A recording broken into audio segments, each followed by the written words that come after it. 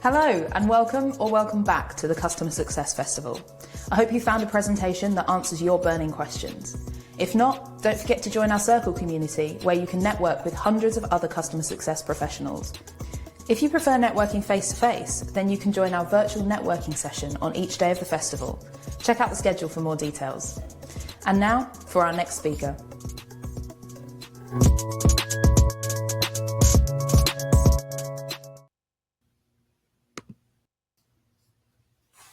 Hello, good afternoon and good evening. Greetings from Seattle. I'm Harini Gokul and I look forward to spending the next 30 minutes with all of you discussing our favorite topic, customer success.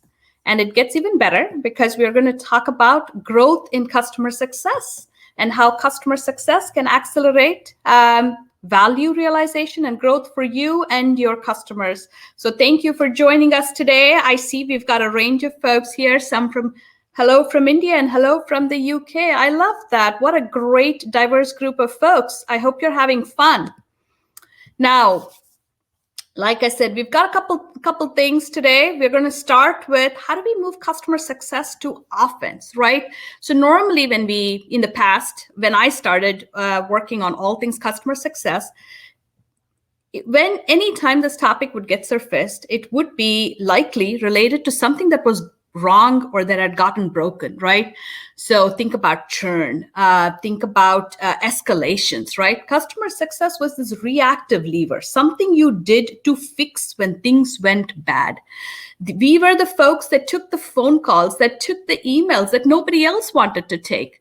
And success was measured in metrics of failure, right? How many escalations did you address? How quickly did you resolve? How little churn did you have? And that is all a defense play, right? That's building a moat and trying to prevent bad things from happening. And we want to change that narrative. And that is the journey right now. The good news is there's a lot of work that's being made, and we'll talk about some of it, about how organizations can understand the proactive and growth potential of customer success, of leveraging customer success as a strategic priority, and what we need to do to set it up for all of us. So we'll talk a little bit about customer success as a growth lever, dive deep into what good looks like when it's done right. And then what I would love to leave you with is a question. How will you choose to grow? How will you choose to grow your own customer success muscle within your organizations, with your customers? And this feels like an active group, so I'm hoping to have a great conversation and some Q&A at the end of it. So let me start with sort of stating the business case. Why should we think of customer success as a growth lever for this modern economy that we live in, right? And it comes down to this modern economy we live in. When you think about the past year, but also the past few years we've been in, it's the age of the customer. It's the age of all of you, where you have the power as a consumer to make brands, to disrupt industries. Just think about this past year where many of us have spent more time than we ever want sitting at home and sitting on these Zoom calls. And what have we done? We've disrupted the way transportation works. We've disrupted the way hospitality works, right? Like think about brands like DoorDash, Instacart, Deliveroo, where you are, Swiggy, if you're in India. These have become household names partly because of the pandemic and the disruption that's caused. If you take the financial sector, right? Robinhood has made its mark and been on all of the front pages of our newspapers because of the disruption it's caused to a traditional investment model. A few years ago, I was starting to look into what customer success looked like for scaling startups. That was one of the segments I was incubating. And I did some work and I came across this article. And it was called Millennial Disruption Index, right?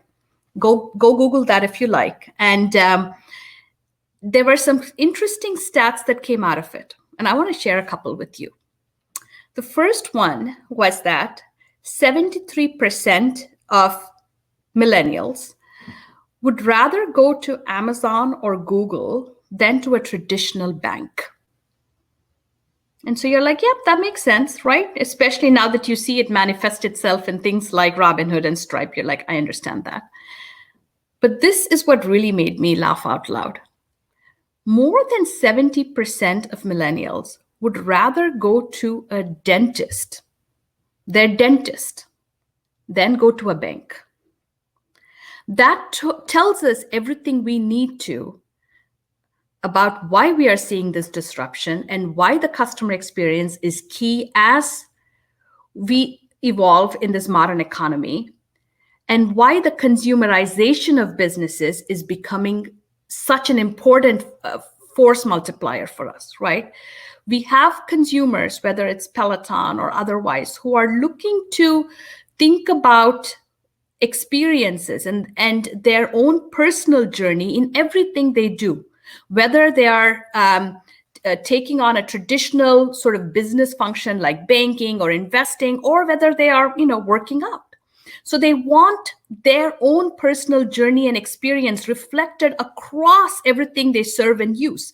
And they're voting for it with their feet because there are so many options out there. Customers have options and they will exercise them, right? They will, and these options are not even traditional anymore. And that is the growth piece that we are also excited about. The Uberization, the Airbnbization, right? All of these new markets and opportunities that have come up, investors, board directors, all of you are excited about the growth here. But what is critical and core at this growth is the customer experience. And that is what makes our profession and our role so critical in this modern economy. The second thing, if you think about it, is alignment. And what does that really mean, right? Think about even a few years ago, the way we would talk about teams and functions. You would sort of silo them, right? You would say, this is the pre-sales team. That is the post-sales team. This is the people that pick up the phone when something bad happens. Here are the folks that go do business dev. Think about life today. From where I sit, the lines are blurring. The traditional pre-sales motion, your traditional post-sales motion are all converging and converging very, very rapidly, right? Because this is all about adoption. It's all about not just once and done adoption, but once every month adoption, use case adoption.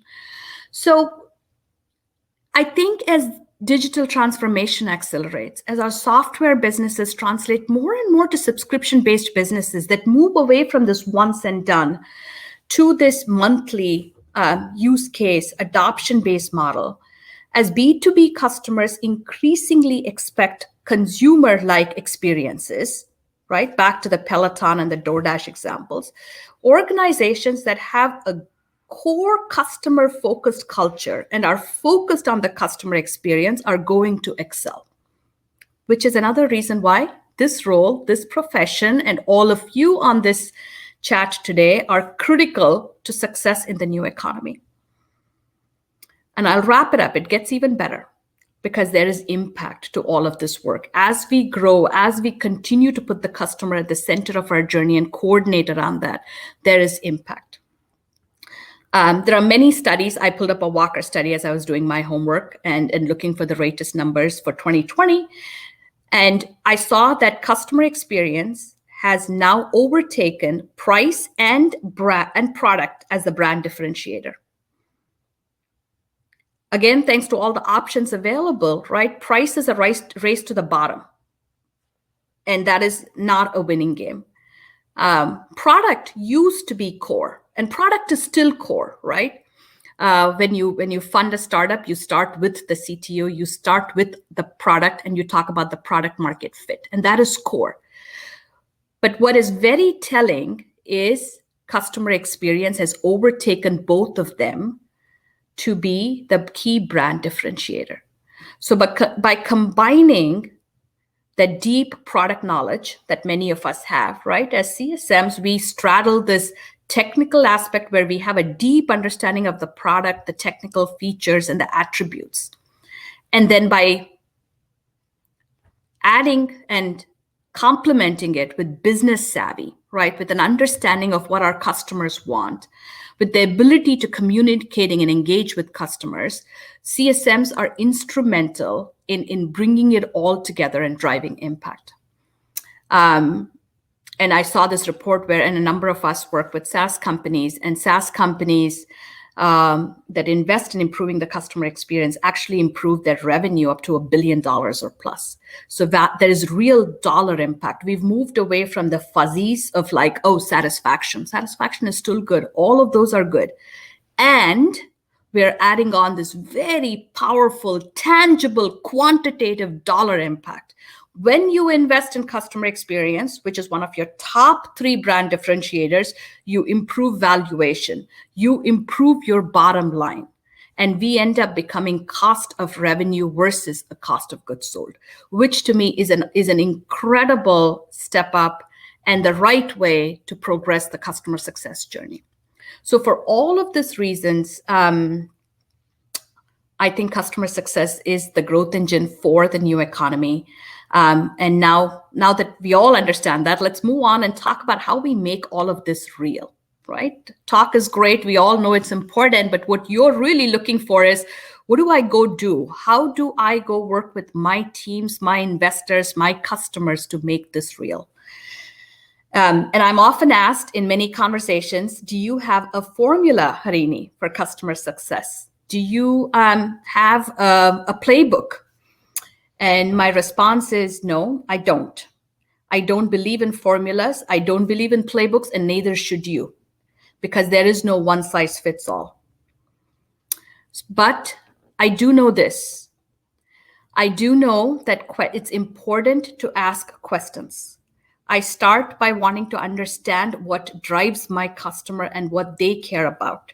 And I believe in getting to that by asking some very pointy, intentional questions. And those are the questions in what I call the rule of 3. These are 3 guiding principles that I use, and I ask the questions mapped to these to get to what our customers need so I can work backwards from there. And that is what I want to share with you today and spend some time on. I will say, please don't go into a customer with a laundry list of things. Go in with an open mind and just think about these as guiding principles. 1, so left to right, we're going to talk about value realization. Customer comes first. We are customer obsessed, and we show that by keeping their interest top of mind. Then we're going to look internally and think about how we take what we've heard from the customer and translate it into a customer obsessed culture. Because you cannot solve things in hand-to-hand combat. To go on offense, you need a culture that goes with you, that supports you, that amplifies you, and that is durable. So how do we talk about building that?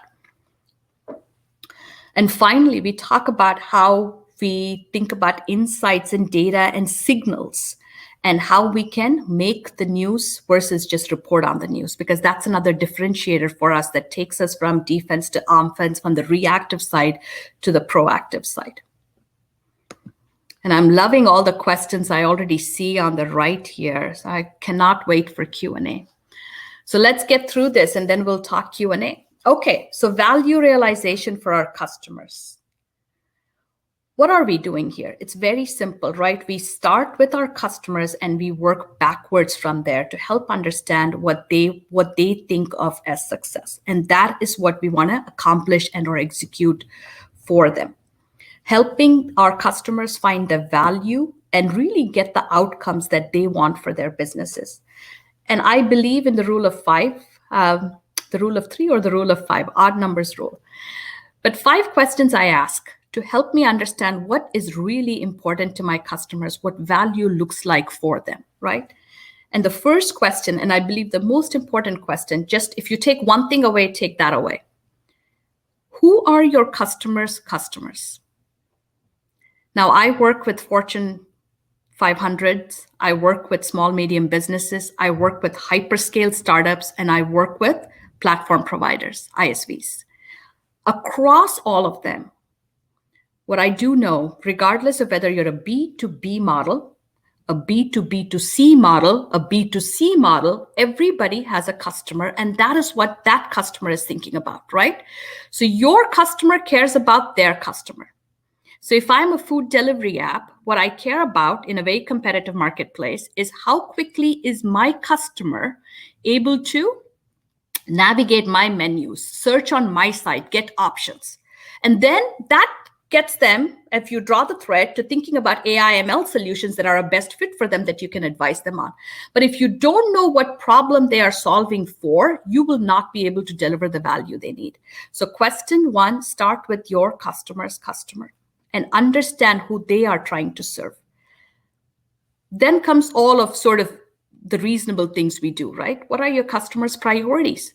Are they a Series D going through an equity event, which is a different set of priorities than an enterprise trying to reinvent itself, than a small, medium business that's trying to keep up with growth? And that takes you to scale. As customer success, I believe one of our most powerful mechanisms and tools is the ability to take one-on-one and make it one-to-many and scale. Many of our companies have had a great run. Many of our customers have had a great run this past year. If you're digital native, you're in a very good place with the pandemic, right? And that's been one of the few blessings. There have been many hardships, and I don't mean to ignore them. But for the purposes of the economy, we've seen a lot of uptake, a lot of disruption that's helped our companies grow. And then the question to ask is, how do they sustain that growth and sustain it scalably? Are they looking to expand geographically? Are they looking to expand into adjacent use cases? Are they looking to automate so they can serve multiple different customers? All of those are other considerations to ask about. Then the question comes about influencer. And I don't mean Instagram influencers when I say this. When you think about technology companies, especially private technology companies, your stakeholders are not just the one that's listed on your company's website. Yes, it's your board of directors. Yes, it's your C-level leadership, but it's also your investors, private equity firms that have been investing and we're seeing a lot of activity from both private equity and venture capital firms in technology. And they are influencers because they have objectives and outcomes they want to accomplish. So while you may not be engaging with them every day, understanding what their intents, their motivations are is important, because without that, your path to success is going to be bumpier.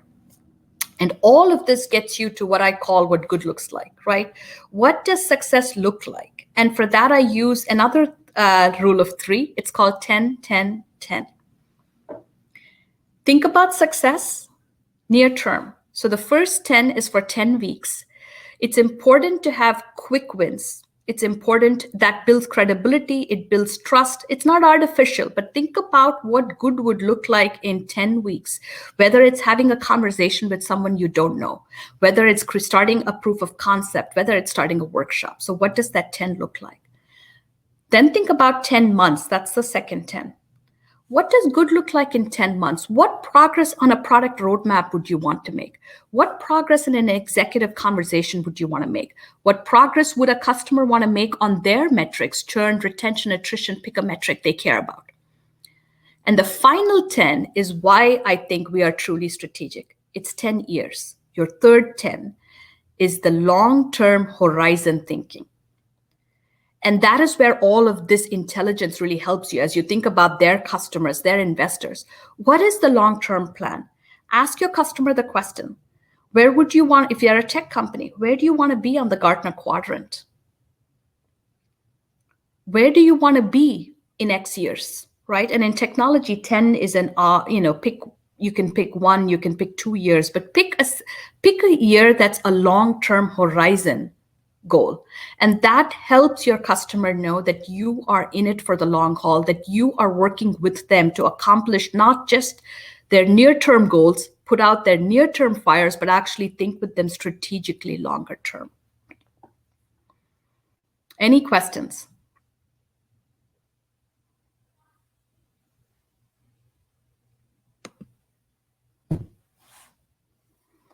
How do you manage customers who show resistance for planning long term? It's a great question, Katrina, because change is hard, right?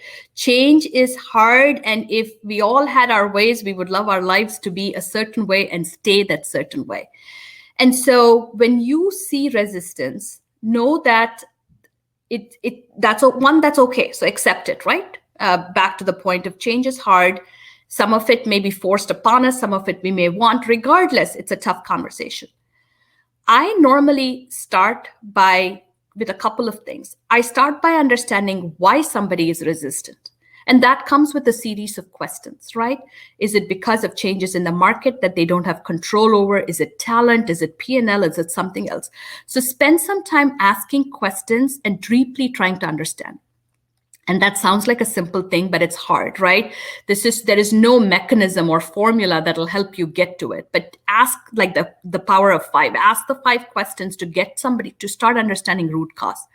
Second, unpack their change and make it into bite-sized pieces that you can work on. So let's say somebody is concerned about geographical expansion, right? Because one, I have no knowledge of expanding in, let's say there's a lot of folks from Europe on here. So let's pick a company that's out of the US and wanting to expand to Europe. They might go, I really don't want to do it. Okay, why not? Let's talk about it. Well, for one, I have no knowledge of the Europe market. Got it. I have no knowledge of European compliance requirements. They have things like GDPR, and what am I going to do about it? Great, understood. Third, I don't know if my business model works. Great. So there may be many more, but pick 3. Then start breaking them down. Are you able to hire in order to fill these gaps? Who do we need to hire? What's the profile you need to hire, right? Is there somebody who sits on your board that could help? Is there a stakeholder who could help? Is there more that we as a company, if you're a customer success manager for that company, could bring in to help? Because you know what? You have customers who've done this before. What can I bring in, Mr. Miss, their customer, that I can help? Compliance. We've folks who've done this before. We have folks who have gone through compliance before. There's consulting companies. If you want to pay for it, give them a whole host of options. The net here is to unpack, make it small, bite-sized, consumable, and then start working on it, knowing that it's not going to happen overnight, which is why the 10-10-10 works. Know what's going to happen near term, know what you need to put on a roadmap for another 10 months, and then for the year afterwards.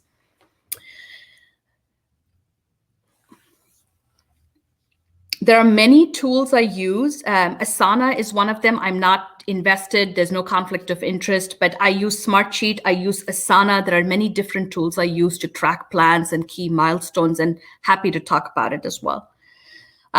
The second guiding principle, now that we've sort of talked about, you start with the customer, you do value realization. Then we look internally, because what you are doing, you want it replicated and you want to be supported, right? It's easier to do your job when sort of everyone's supporting you. You're getting the air cover you need. You're getting the sponsorship you need. You're getting the resources you need. For that, you need a culture that is also customer obsessed. And this is a hard word. It feels like a very overused word, right? Everyone I know has a purpose, mission, and is customer obsessed. How do you know if they're really customer obsessed? Here are the 5 questions to get there. First, is the customer success team the only one that is goaled with satisfaction and success, or is success truly a company-wide responsibility? If it is a company-wide responsibility, you will hear about it from the top down. You will see it in strategic documents. You will see it in external public conversations. You will see your CEO and board members and leadership team talking about this. You will also, this is another tell that I love sharing, you will see them in how they spend their time. And to me, how people spend their time is the biggest indicator of how someone cares about a priority. So if you see your leadership prioritizing customer conversations, making time for customer meetings when they travel, asking about customer stories to share, you know that it's a good sign. It's a very, very positive sign.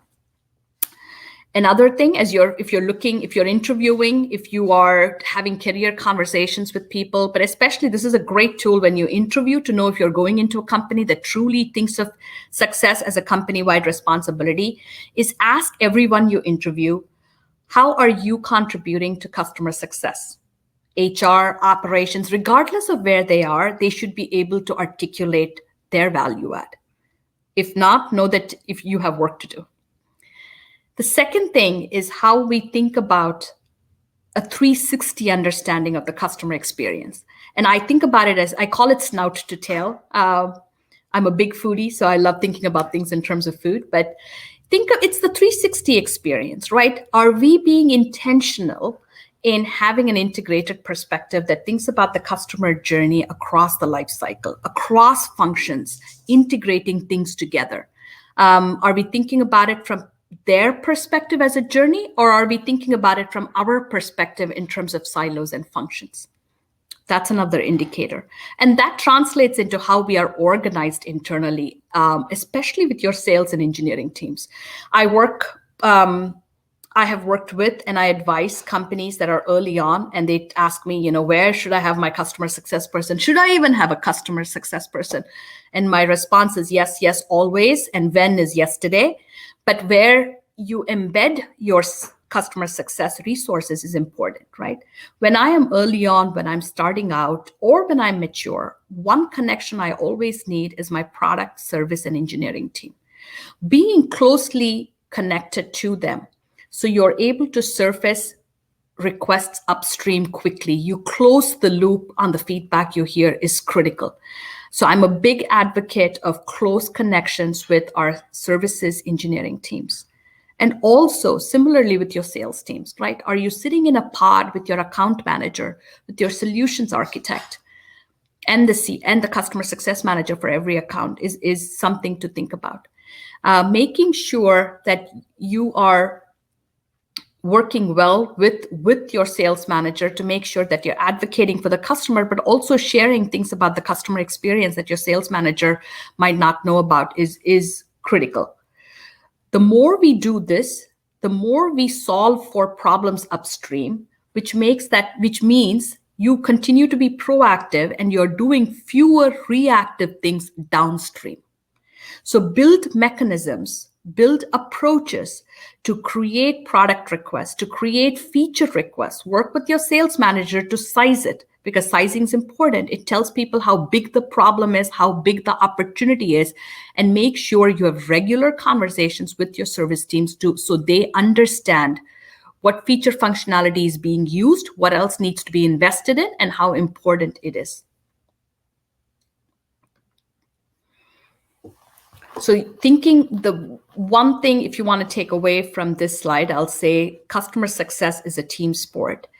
In any organization that is customer obsessed, you will see that the different parts of the puzzle, engineering and sales are two that I've talked about, work hand in hand, work consistently together, and don't pick and choose the opportunities when you show up as a team. You show up as a team all the time, whether it's onboarding, whether it's taking people through experiments or implementation and beyond.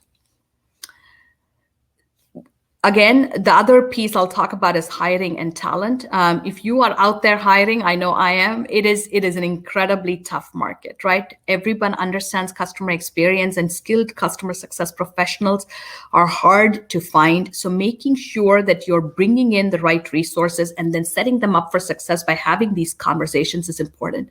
Getting smart, talented people in, but then not putting them in an org that's aligned with sales, not aligned with engineering, is a disservice, both to the individual and to the company. And I like to think about, and as you hire, know that your customers are going to evolve. We're going to see massive disruptions continue to happen. So hire for aptitude, hire for the non-tangible skills you cannot teach. So as an example, one of the things I look for is the ability to deal with ambiguity, right? we are in a state of constant motion, constant flux. You need CSMs who are unfazed by it, who can walk into a situation, deal with whatever comes their way, and then have the intellectual curiosity and capability to translate it into patterns, to insights, to action. But they need the ability to handle change, to handle ambiguity, and that is something you cannot coach people on. It is either there or it's not there. So when you hire, think about the things you can coach and the things that they have to bring with them, the non-negotiables that they have to bring with them. And when we do all of these things, it should manifest an impact, which is being seen as a cost of revenue, which means we're part of a sales marketing investment into the customer versus a cost of goods sold. That is another important distinction between moving from reactive, right, something to minimize, to proactive, something to invest in. Any questions? I'm going to pause here for a minute to see if you have any questions on the culture piece before we move on to the data piece.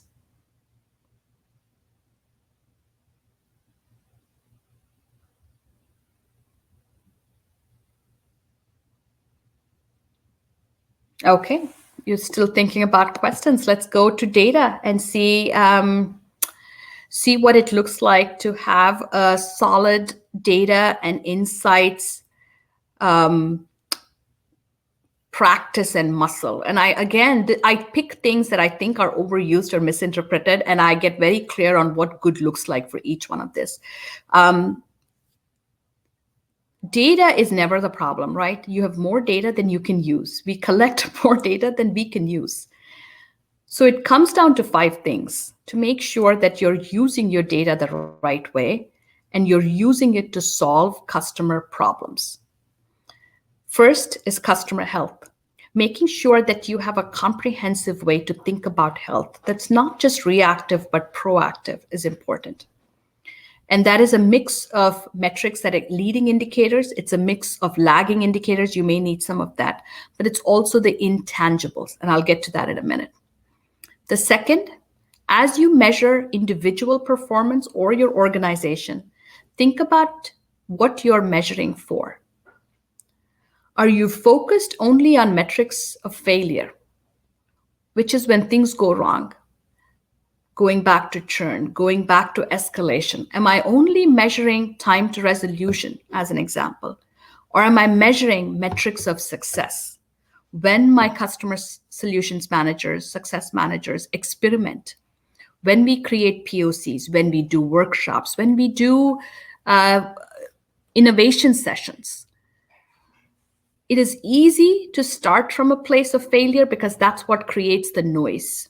So I understand that as somebody who runs businesses, you absolutely have to address the noise. You have to make sure your hygiene is 150% done, that all the things that could catch us off guard, support incidents or churn are all addressed. Your renewals, upcoming renewals, make sure you're thinking about it proactively, but also bake in your metrics of success. The growth aspects, the ones that let our CSMs innovate, grow, and build relationships with our customers. The next thing I'll talk about is sometimes your data doesn't tell you the whole story. Pay attention to signals and anecdotes. And know that they are often the start. It's like starting to see the signs of something, but there's not data enough for it. But paying attention to stories. So your customer might tell you, everything is great, but there was this one thing, Harini. And you may not think, you're like, I don't see it on a dashboard. I don't see anything going yellow or red. We must be fine. Pay attention to those, because that is what may become a bigger trend that you wish you had gotten ahead of. So the way to build this growth muscle, this proactive muscle, is by paying attention to signals, by paying attention to anecdotes, and then working backwards to see, should I be getting data on this? Should I be measuring this? Am I not thinking about it? And should I be thinking about it differently? And that will then help you, what I think is one of the most important distinctions between a good CSM and a great CSM. which is, are you making the news or reporting the news? Anyone can report the news. I can get on this presentation with you and walk through 5 slides, right? Have I done my job? Yes. Am I a good CSM? Likely, right? But have I missed an opportunity? Absolutely, yes. I've missed an opportunity because I have missed an opportunity to connect dots between your questions, between what is going on in the market, and between what you are looking for. So think about how you make the news. It could be as simple as taking 3 data points, and I'll give you 3. Let's say there is let's say the company you support as a CSM has just got a investment, right? A private equity investment. You're like, yep, I saw that on in the FT somewhere. I've seen that, the data points tucked away in the back of your mind. You've got a project going on with the director of engineering that's maybe stopped a little bit. Third, people stop showing up for some of your steering committee meetings or your weekly stand-ups. Could be completely 3 disconnected things, right? And that's reporting the news, just reporting those 3 things. But if you stepped back and you said, there is a new investor that's come into play. He, she, or they may be wanting a different direction from where we go, which is resulting in some stakeholder changes in the company and or lack of funding, which is then translating to a loss of energy or interest in what this particular project is, which is why no one's showing up. That is making the news. And then thinking, take it one step forward and think proactively about what you need. Right? Similarly, if you're working for companies that have equity events, know that they are going to be looking to upscaling their contact center infrastructure, scaling their talent, scaling so many things, and then proactively thinking about what we can do to help set them up for success is, again, making the news versus just reporting that, hey, company's going through an equity event, let's make sure they have no outages. And that, to me, is the distinction that takes us from reactive CS to on offense, growth CS. And wrap it all up with data is only as useful as it drives meaningful actions. What is the action? What is the initiatives? What did you do differently as a result of this data? So I'll pause with this. Technology is a start. A great product is a start. It's not the end. The wrapper of processes, the customer journey, and the experience that comes with it is the reason we are here. There is no substitute for paying attention.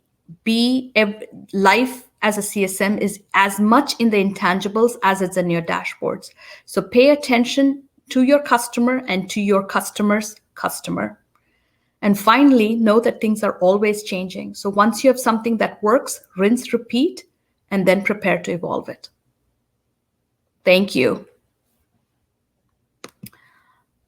Let's now talk, let's do Q&A. And I want to ask you, how did you choose to grow coming out of this session? What have you taken away? One thing that you've taken away.